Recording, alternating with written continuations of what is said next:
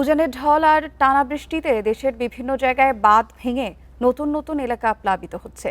চট্টগ্রাম ও কক্সবাজারে এখন পানি বন্দি কয়েক লাখ মানুষ। তলিয়ে আছে খাগড়াছড়ি ও বান্দরবনের নিম্নাঞ্চল। চট্টগ্রামের বন্যা পরিস্থিতি মোকাবেলায় বেসামরিক প্রশাসনকে সহায়তায় মোতায়েন করা হয়েছে সেনাবাহিনী। এদিকে খোয়াই নদীর বাঁধ ভেঙে হবিগঞ্জে তলিয়ে গেছে 15টি গ্রাম। অন্যদিকে নদী ভাঙন শুরু হয়েছে রংপুর ও লালমনিরহাটে। আর জানাতে সুনামগঞ্জ থেকে যুক্ত হচ্ছেন সহকর্মী তানভীর আহমেদ। তানভীর, সুনামগঞ্জের সবশেষ পরিস্থিতি কি এবং পানি কমতে শুরু করেছে কিনা?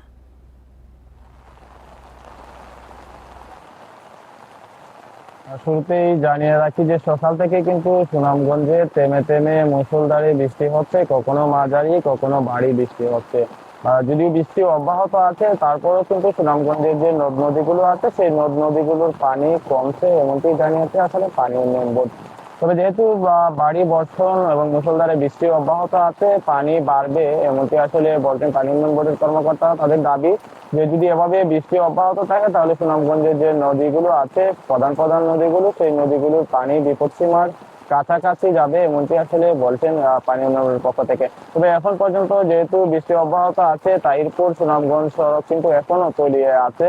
এটি পাহাড়ি ঢল নামলে প্রতি বছরই আমরা দেখি যে তলিয়ে যায়, এবং এই তলিয়ে যাওয়ার কারণে কিন্তু সড়কটি মানুষজন কিন্তু ভোগান্তিতে পড়ে না। যেহেতু এই সড়ক দিয়ে তাহিরপুর উপজেলার সাথে সুনামগঞ্জের সড়ক যোগাযোগ, একই সাথে বিশম্বরপুর উপজেলার একাংশের মানুষও কিন্তু এই সড়ক দিয়ে যাতায়াত করেন, তাদেরও কিন্তু একটি দুর্ভোগে পড়তে হচ্ছে এবং বাড়তি ভাড়া গুনতে হচ্ছে এমনটি আসলে এখানকার বাসিন্দাদের পক্ষ থেকে অভিযোগ করা হচ্ছে। তবে এখন পর্যন্ত সুনামগঞ্জের যে বন্যা পরিস্থিতি সেটি কিন্তু এখন পর্যন্ত আসলে বলা চলে যে অবনতি হয়নি। কারণ হচ্ছে আমরা দেখেছি যে এখন পর্যন্ত মানুষজনের কিন্তু ঘরবাড়িতে পানি উঠেনি। তবে লোকালয়ে যেহেতু পানি প্রবেশ করছে, একটি বন্যার আশঙ্কা রয়েছে, এবং এই বন্যার আশঙ্কা থাকার কারণে কিন্তু সুনামগঞ্জ জেলা প্রশাসন ইতিমধ্যে জেলায় এবং উপজেলায় কন্ট্রোল রুম করেছেন, পর্যাপ্ত মেডিকেল টিম এবং যে উদ্ধার কার্যক্রম পরিচালনার জন্য স্বেচ্ছাসেবক সহ শুরু করে নৌকা এবং স্পিড বোট তারা ইতিমধ্যে রেডি রাখিয়েছেন, এবং একই সাথে বন্যার যে